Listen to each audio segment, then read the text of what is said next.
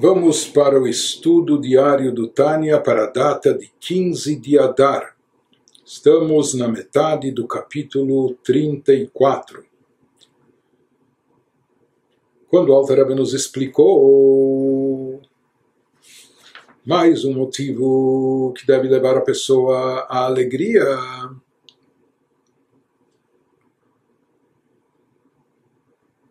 ele nos disse no início do capítulo, ele começou nos dando uma introdução de como a pessoa, a criatura humana, se liga e se unifica com Deus, com o Criador, que isso depende da sua percepção da divindade, da unicidade de Deus.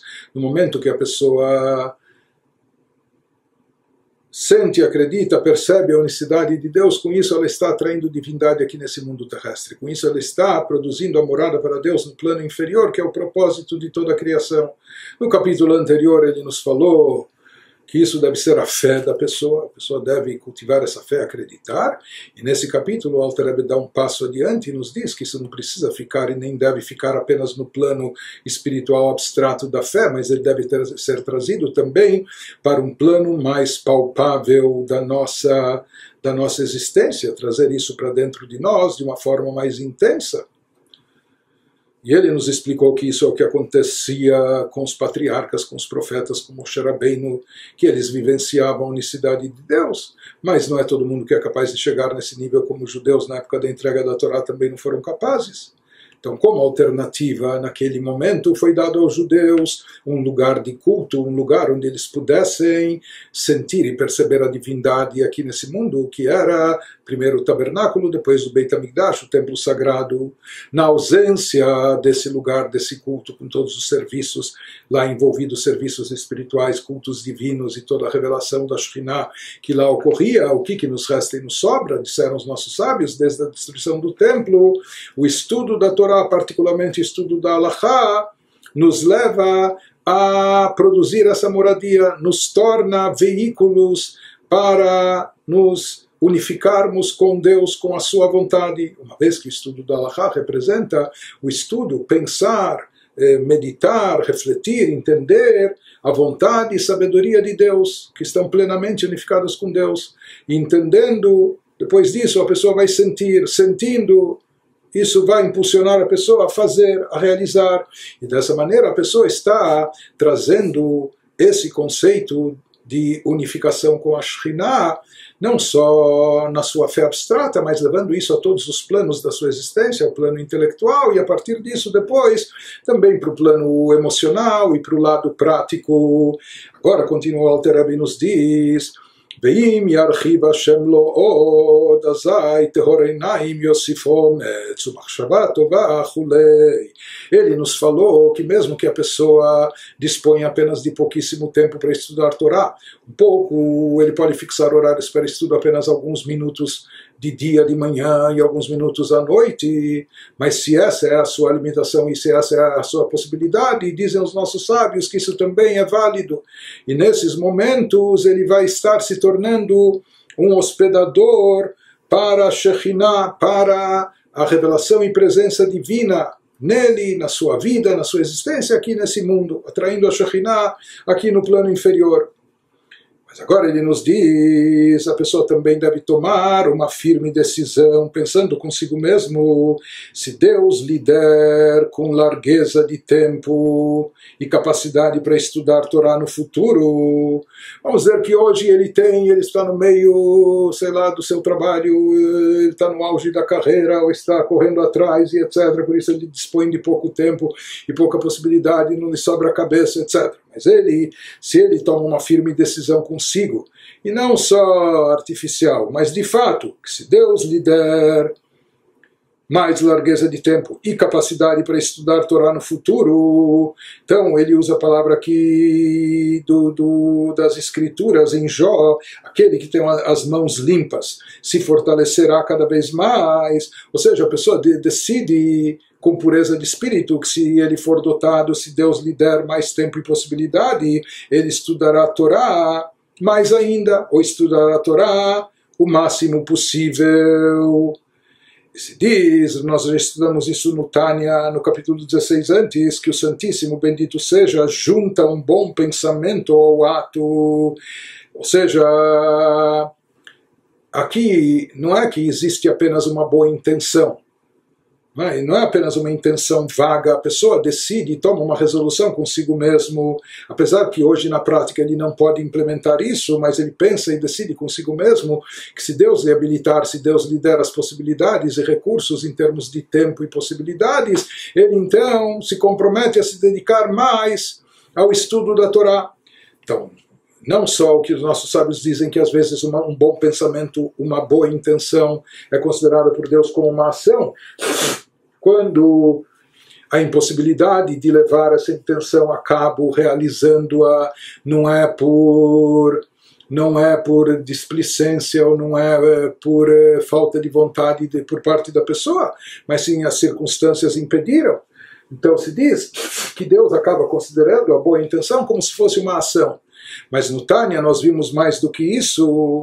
No Tânia, no capítulo 16, ele fala que Deus junta o bom pensamento ao ato.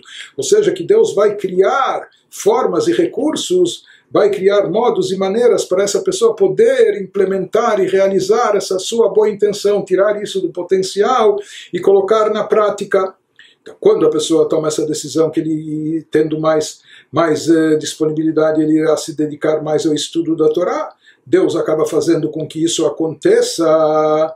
E isso é considerado, quando essa decisão é sincera, esse comprometimento é genuíno, então Deus acaba considerando como se isso desde agora já estivesse acontecendo, que ele estivesse desde agora, desde já, estudando Torá com mais tempo e intensidade, e com isso se tornando também um hospedador para Shekhinah durante mais tempo, durante todo o dia. Uma vez que ele tem essa decisão, se ele estiver livre dos compromissos, dos afazeres mundanos, ele vai estudar e se dedicar mais, é considerado então como se ele estivesse já implementando isso, quando a decisão é sincera, verdadeira, como só o bom Deus sabe. Aqui o Alter Rebbe nos acrescenta agora mais um caminho, mais uma maneira da pessoa se tornar um hospedador para Shekhinah o dia todo, ou seja, não só naqueles momentos que ele está se dedicando ao estudo da Torá de dia e de noite, de manhã e de noite. Ele nos fala agora, ele nos dá mais uma receita. Então, uma receita que ele nos deu é, mesmo que ele estuda por tempo limitado, de manhã e de noite, mas se ele pensa e decide de forma sincera, que se ele tivesse o tempo disponível, ele estudaria talvez o dia todo. Então é considerado para ele, ou seja, já é considerado como se ele estivesse fazendo isso pelo dia inteiro. Mais do que isso, agora o Alter Rebbe nos acrescenta, וגם שאר היום כולו שעוסק במשא ומתן, יהיה מכון לשבטו יתברך בנתינת הצדקה שייתן מיגיעו. Mesmo durante o resto do dia, quando a pessoa não está ocupada com o estudo da Torá, porque ele está envolvido no trabalho, quando ele se ocupa dos negócios, portanto impossibilitado de estudar a Torá, mas mesmo assim, falou Alter Rebbe, a pessoa pode ser um lugar firme para a sua residência, usando a expressão bíblica das Escrituras, ele pode ser um lugar para a habitação de Deus, através do quê? Por meio da prática da caridade, fazendo tzedakah, que é dada da sua renda, obtida com muito esforço, porque ele agora, o que está impedindo ele de estudar Torá? O fato de estar envolvido com seu trabalho, com os negócios, com a sua parnassá, o sustento da sua família e assim por diante. Então por isso ele gasta boas horas, muitas horas do seu dia, a sua energia, o seu pensamento na questão de trabalho, na questão financeira e etc. Mas nos diz o Alter Rebbe, aqui existe uma maneira de elevar tudo isso, até de aproveitar essa situação. Fazendo o quê? Dando tzedakah, porque na realidade o trabalho está envolvendo muito a pessoa, não é? Envolve seu pensamento, sua preocupação, às vezes até suga suas energias, envolve boa parte do seu dia, ou seja, a pessoa aqui investe muito do seu esforço no trabalho.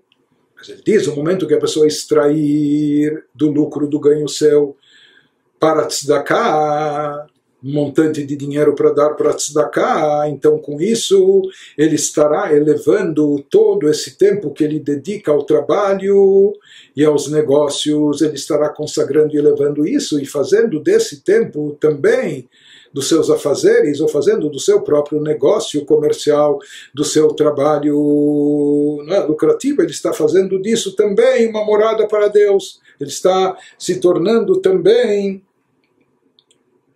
uma habitação, um hospedador para Deus.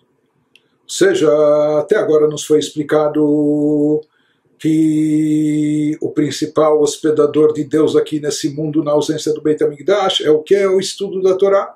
Como nós falamos, que desde a destruição do templo, onde Deus se manifesta nos 4 cantos, nos 4 passos ao redor da Halachá apenas, é lá que Deus se manifesta. Por isso nós dissemos, mesmo quando a pessoa está impossibilitada de estudar mais tempo, todo o tempo, pelo menos que ele pense e decida que se ele dispor de mais tempo, ele vai investir, ele se compromete a aplicar isso no estudo da Torá. Mas de qualquer maneira ele nos diz, por outro lado, que existe também uma vantagem nesse serviço espiritual de dar tzedakah, porque aqui, quando nós falamos aquela pessoa, por exemplo, que estuda só alguns minutos de manhã e outros à noite. Então ele nos deu um conselho, mas se a pessoa tiver vontade e de fato estiver comprometida e tiver isso firme na sua mente, no seu pensamento, que se Deus lhe der mais tempo, ele vai dedicar ao estudo da Torá. Isso é considerado. Porém, tudo isso está no pensamento da pessoa. A pessoa pensou, meditou, decidiu, isso ainda está na teoria, está apenas no pensamento da pessoa. Enquanto que aqui, esse conselho que o Alter Rebbe nos dá agora em relação a dar e praticar a tzedakah, isso é uma coisa palpável, prática, não é? Como se diz, tachles, é uma coisa bem objetiva, que está aqui no plano terrestre, não é algo que está apenas no pensamento da pessoa, que eventualmente seja considerado, já que ele, se tiver mais tempo, ele pensa em estudar, Deus vai se considerar como se tivesse feito. É como se tivesse feito, mas na prática não fez ainda. Não é? Mas aqui, no caso da tzedakah, objetivamente falando, quando a pessoa dá tzedakah, de forma efetiva, ele está fazendo, ele está realizando, ele está produzindo. Agora o Alter Rebbe nos diz qual o motivo que através da tzedakah a pessoa se torna também um hospedador para a Shekhinah paira sobre ele cria uma habitação para Deus aqui nesse mundo. Shehi mimidotav shel HaKadosh Baruch Hu ma'u rachum vechulei, como shkatuv betikunim, chesed droa yemina, porque a caridade se constitui em um dos atributos de Deus. Ou seja, assim como diz o Talmud, assim como ele, Deus, é misericordioso e bondoso, você também seja misericordioso e bondoso. Nós devemos emular, imitar a conduta de Deus. Mas aqui nós vemos que a prática de tzedakah, ou seja, agir de forma bondosa e com misericórdia, é um atributo divino, é uma característica de Deus, e como consta também no Tikkun Zohar, chesed, que chesed, generosidade, é chamada a mão direita de Deus, ou seja, se fala que a bondade é parte integrante de Deus, de forma metafórica, numa linguagem figurativa, o chesed, a bondade, a generosidade é chamada da mão direita de Deus. Portanto, ele nos diz, nós falamos que através do estudo da Torá e da Halachá a pessoa atrai a Shekhinah para cá, para esse mundo. Por quê? Porque ele está estudando, está colocando dentro da sua mente e a partir da mente depois para os sentimentos e ações aquilo que consiste na sabedoria divina e na vontade divina. Deus e sua sabedoria são uma coisa só. Onde está a vontade, lá ele se encontra. Então, uma vez que a pessoa está estudando e interiorizando, internalizando a sabedoria e vontade divina, que são a própria divindade, com isso ele está se tornando uma habitação para a Shekhinah aqui nesse mundo. Mas diz o Alter Rebbe, a tzedakah também é isso. Porque o que é tzedakah? A tzedakah é agir com chesed, com bondade e generosidade. O que é chesed? É o braço direito, a destra de Deus, por assim dizer. Ou seja, essa é a característica divina. Deus age. Não é? Ma'u rachum, hanun, Deus age com piedade e misericórdia. Portanto, essa piedade e misericórdia também são expressões divinas, também são atributos de Deus, também é a mão de Deus, por assim dizer. Portanto, no momento que a pessoa fizer tzedakah, ele também está atraindo, está se unificando, está trazendo para dentro de si divindade, porque esse ato de tzedakah, de caridade, de generosidade, é o atributo de Deus, é a característica de Deus, é a maneira de Deus atuar, é aquilo que nós devemos emular, aprender dele, etc. Por isso, no momento que a pessoa age aqui embaixo, fazendo tzedakah, com isso ela também atrai a divindade, com isso ela também se torna um hospedador para a Shekhinah, para a revelação divina aqui nesse mundo. Então, aquilo que nós explicamos, ou seja, por que então a tzedakah tem esse poder? Porque a tzedakah é algo divino, é a atuação divina, é o que Deus faz. Não é? A essência de Deus, ele é bom e ele é bondoso, ele pratica bondade, caridade, etc.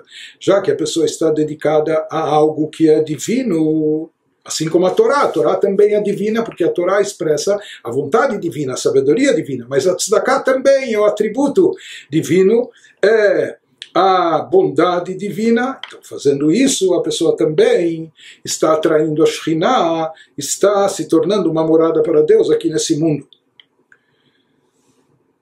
Isso envolve a pessoa no dia todo, o dia todo que ele está no seu trabalho, e talvez até depois, porque tem gente que também leva as preocupações do trabalho para casa. ואף שאינו נותן אל החומש, הרי החומש מלא עמו כל 4 ידות להשם, להיות מכון לשבטו יתברך, כנודע מאמר הז"ל שמצוות צדקה שקולה כנגד כל הקורבנות, ובקורבנות היה כל החי עולה להשם על ידי בהמה אחת, וכל הצומח על ידי שרון סולת אחד, בלול בשמן וכולי. Diz o Alter Rebbe, apesar da pessoa estar doando apenas 1/5 da sua renda para caridade, interessante que aqui o Alter Rebbe, nós sabemos que pela Halachá, o mínimo ideal que se prescreve em geral é a pessoa doar um maaser, um dízimo. Mas aqui o Alter Rebbe, ele já vai, estabelece logo de cara, não é? Que o sujeito que está dando tzedakah, por mais que ele está dando apenas 20%, ele está dando apenas 1/5 da sua renda, que na verdade isso é a porcentagem preferencial na lei judaica, mas aqui o Alter Rebbe já indica que o ideal é que a pessoa não se limite, não se restrinja apenas ao dízimo ou aos 10%, mas que ele procure fazer a tzedakah, cumprir a tzedakah, caridade e bondade, através da porcentagem preferencial, que é o quê? Que é 1/5, que são 20%. Né? Então ele nos diz, mesmo que a pessoa dê da forma preferencial, mesmo que ele doe para tzedakah 20% dos seus rendimentos, do seu lucro líquido, né? aquilo que ele ganhou, mas e o resto? Ou seja, vamos dizer, se a pessoa trabalhava 10 horas por dia, o tempo que leva para ele chegar no trabalho, voltar, etc. Se ele deu 20% para tzedakah, vamos dizer que talvez a gente poderia imaginar que isso significa como que ele dedicou 2 horas das 10 horas que ele trabalha, ele dedicou e consagrou isso para Deus, e as outras 8 horas.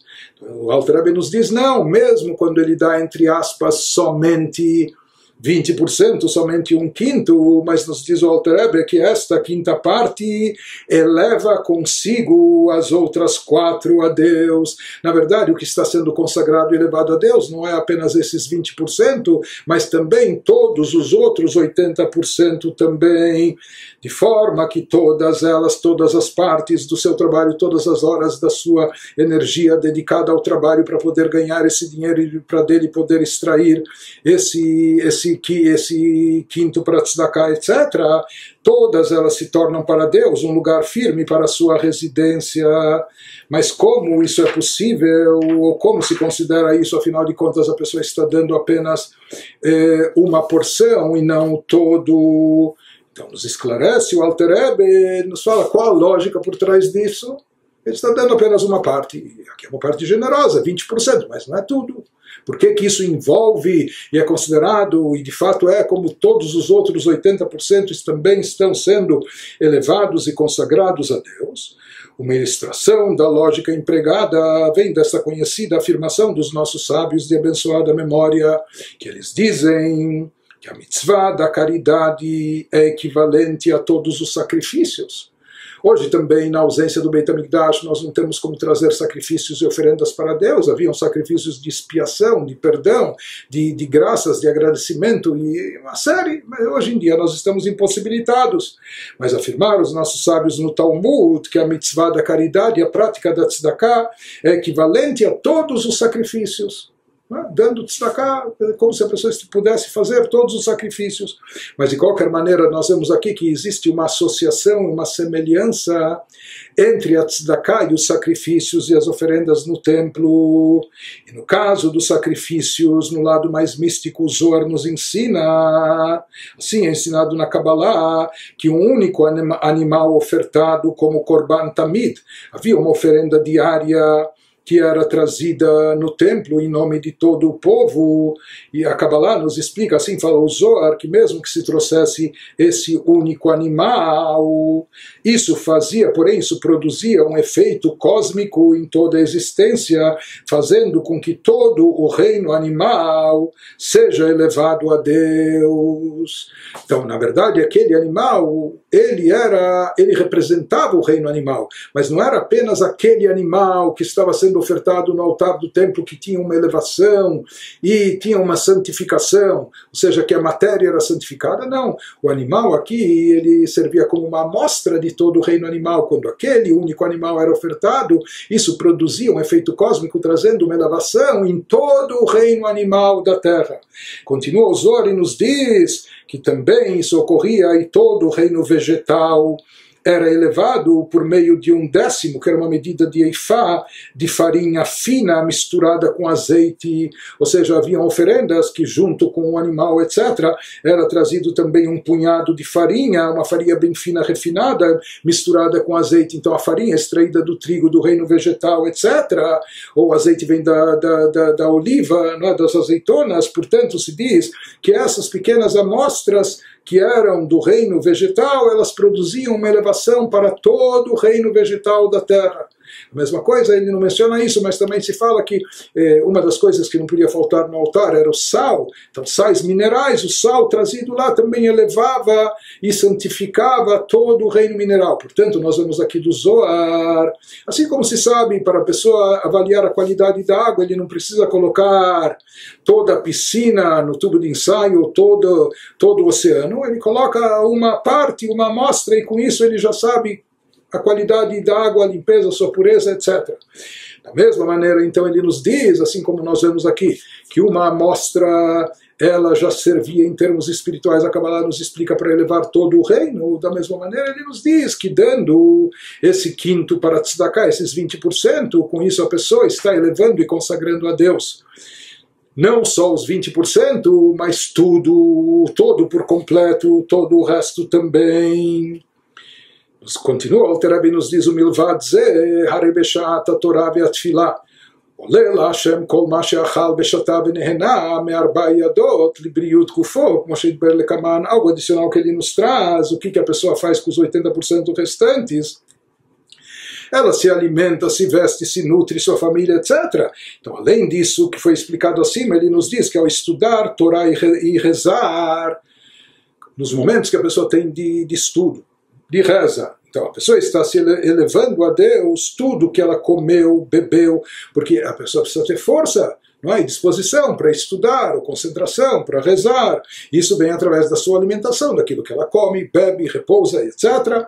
No momento que a pessoa estuda, reza, etc., com isso ela eleva a Deus tudo que comeu, bebeu e do que se beneficiou em prol da saúde e do seu corpo, dos 4/5 remanescentes que não foram elevados de forma direta por meio da 5ª parte da sua renda, quando foi doada para a caridade, mas isso também sofre uma elevação, né? Porque isso acaba também se convertendo em coisas sagradas, quando a pessoa se alimenta bem, ou, né, está vivendo bem, se lhe dá disposição para sair aí, correr, ajudar o próximo, fazer caridade, ou fazer voluntariado, beneficiando o semelhante, e assim por diante, como ele vai explicar mais tarde.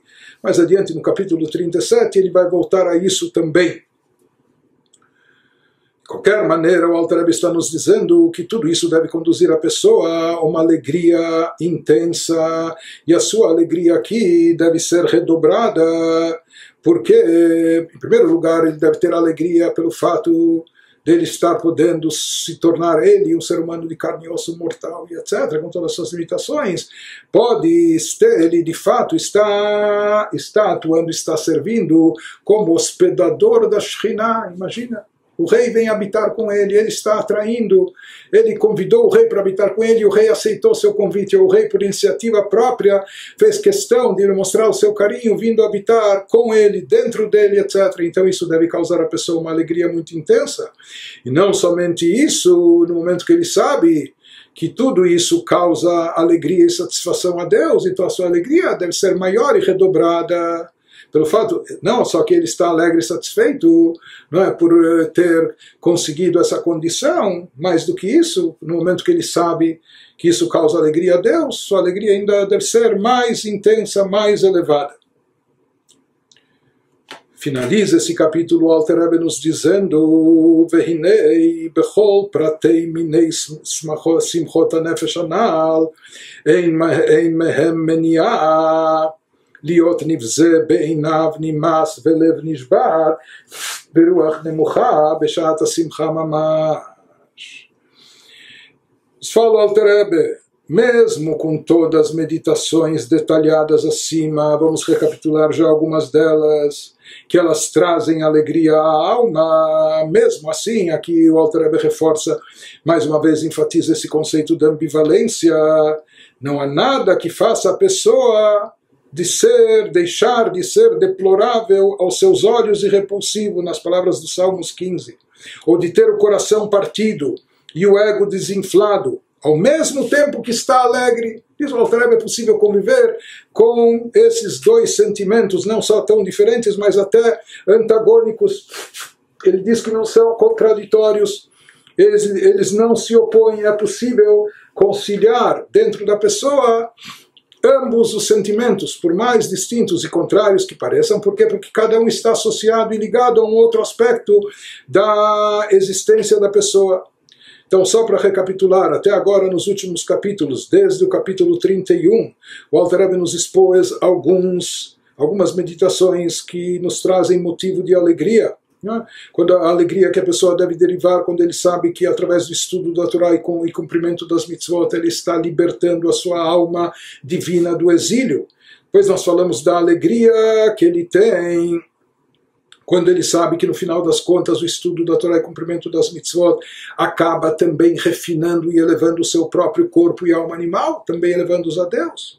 Nós falamos também da alegria que deve ser causada quando a pessoa se conscientiza que ele se tornou um hospedador da Shekhinah, primeiramente através da sua fé na unicidade de Deus, ou depois através do estudo da Torá, que com isso ele está trazendo essa unicidade de Deus até para o plano intelectual e mais dentro de si.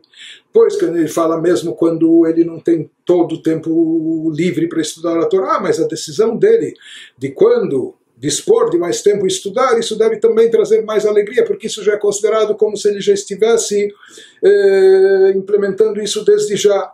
Pois nós falamos, através da tzedakah que a pessoa dá, ou o resto que ele ganhou, que ele se utiliza para coisas boas, e tudo isso se eleva a Deus. Né?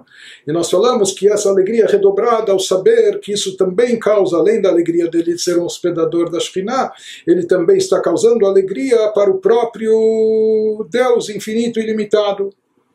Mas ele nos fala que toda essa alegria, por todos esses motivos e razões, não é contradição para que a pessoa, em função da sua alma animal, do seu corpo com suas fraquezas, ainda se considere deplorável aos seus olhos, repulsivo, tenha o coração partido e mantenha o ego desinflado, etc. E ele diz como é possível conciliar esses dois sentimentos, essas duas atitudes, me'achar ki heyoto nivze beinav vechulei umitzad aguf venefesh aba'amit, בהיותו בשמחה ומצד נפש האלוקית בניצוץ אלוקות המלובש בה להחיותה כנ"ל בפרק ל"א וכהגב נהית בזוהר בחייה תקיעה בליבי מסיתרא דא וחדווה תקיעה בליבי מסיתרא דא.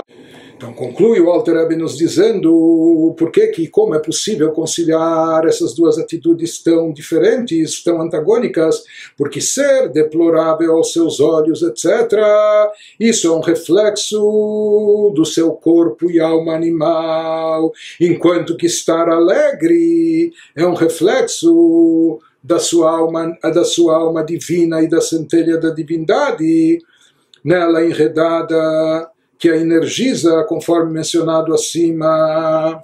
Então, cada um desses sentimentos é motivado por um outro fator, ou por um outro sujeito. Não é? A alegria é derivada da alma divina que nós possuímos, enquanto que o ego desinflado e a amargura e etc., isso está vinculado ao corpo e à alma animal. Então, cada um tem seu lugar de ser. E como pode se conter e comportar esses dois sentimentos antagônicos dentro de si ao mesmo tempo? Ele nos diz, em referência a tal situação de sentir emoções opostas simultaneamente, e o Zohar já nos relata num episódio que isso acontece, que isso é possível. Se conta que quando Rabbi Shimon Bar Yochai revelou os segredos cabalísticos extraordinários que explicavam a destruição do templo, então seu filho Rabbi Elazar, que estava ouvindo, prestando atenção, entendendo, ele afirmou em seguida, ele disse que sentia o choro alojado, assim ele fala, eu sentia o choro alojado em meu coração, de um lado, ou seja, de um lado o coração dele estava partido, porque ele estava entendendo a dimensão mais profunda e o efeito mais impactante, conforme explicado na Kabbalah, em resultado da consciência intensificada da destruição do templo. Então isso, por um lado, causava nele, em um lado do coração, que um lado do coração tivesse um choro alojado nele, mas por outro lado, ao escutar essas explicações místicas, esotéricas, esses segredos da Kabbalah, ao mesmo tempo, por assim dizer, ele reservava um lado do coração onde a alegria ficava alojada, e meu coração, do outro lado, em consequência da revelação de um novo entendimento magnífico da Torá. Então daqui nós vemos que o nosso coração tem essa capacidade ambivalente de comportar até as duas coisas ao mesmo tempo, de ter em um lado do coração a tristeza, a amargura, etc., pelos motivos que levam a isso, motivos justificados, mas do outro lado estar focado nos motivos positivos que levam e conduzem a manter alegria e satisfação.